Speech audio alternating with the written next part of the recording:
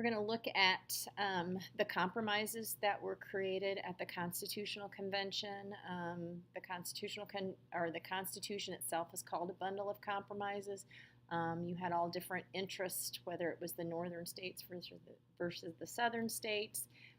You had those states that were more about agriculture, more about industry. You had some on the coast, you had some inland, and so you had all of these different opinions, and so they really had to work together to come up with compromises to get this document put through.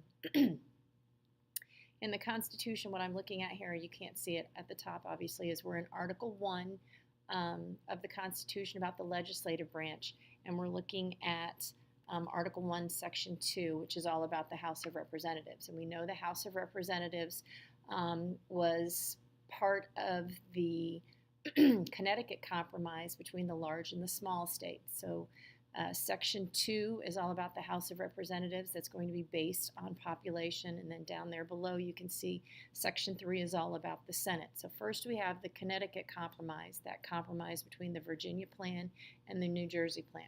So we're going to outline here in Section 2 the House of Representatives, and then Section 3 is about the Senate.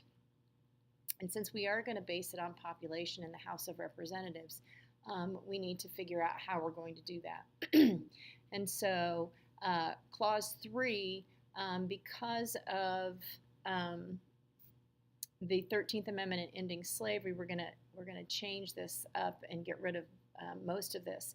Because originally, remember, we have southern states wanting to count their slaves and northern states not wanting them to be able to count them. And so what we're going to do originally is count the whole number of free persons, and then right under here, 3/5 of all other persons. So we're going to count slaves as 3/5 of a person, and then everyone else is going to be counted as a whole person. So that's the first one. Let's look at the slave trade. Article 1, Section 9, right here, gives a list of the things that this new national government cannot do. All right, we're going to list right above it the things that they can do, but we want a whole entire section on here to make sure that the national government knows you may not do these things. And the very first thing that they put in here, Article 1, Section 9, Clause 1, is that we cannot change or take away the slave trade until the year 1808. So we're not going to touch migration or importation of such persons as any state now existing shall think proper to admit shall not be prohibited by Congress prior to the year 1808. So then when 1808 comes around, then the slave trade is abolished. It also says here, as part of that compromise, you can import the slaves, but then we're going to tax you for that. But that tax cannot exceed $10 a person. So we're going to allow you to import them still, but you're going to have to pay a tax on those. Down here in Article 1, same thing, giving a list of things that you cannot do. If you go down here to Clause 5, no tax or duty shall be laid on articles exported. We want to make sure that the goods that we produce here in the United States are as cheap as we can make them when they get to the other countries. And so we are not going to place an export tax. It doesn't say anything about the national government not being able to tax imports. So we are allowed as a nation to tax any goods coming into the country, but we cannot tax them going out.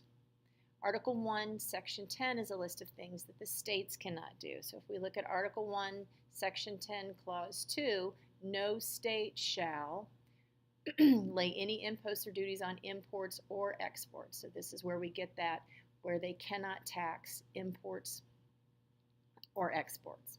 So you have the Connecticut Compromise between and creating a bicameral legislature, the House and the Senate. House based on population, Senate every every state is going to have 2 senators. You have the 3/5 compromise that is found there where we find the information about the House of Representatives and how we're going to count everyone. Then we have the slave trade compromise. We're going to allow you to count them. I keep saying count. I apologize. We're going to allow you to continue to import them until 1808. We're just going to postpone actually dealing with slavery as long as we can. But if we're going to be able to import them in, you're going to have to pay a tax on them. And then we cannot tax exports, the national government, and then the states cannot tax imports or exports.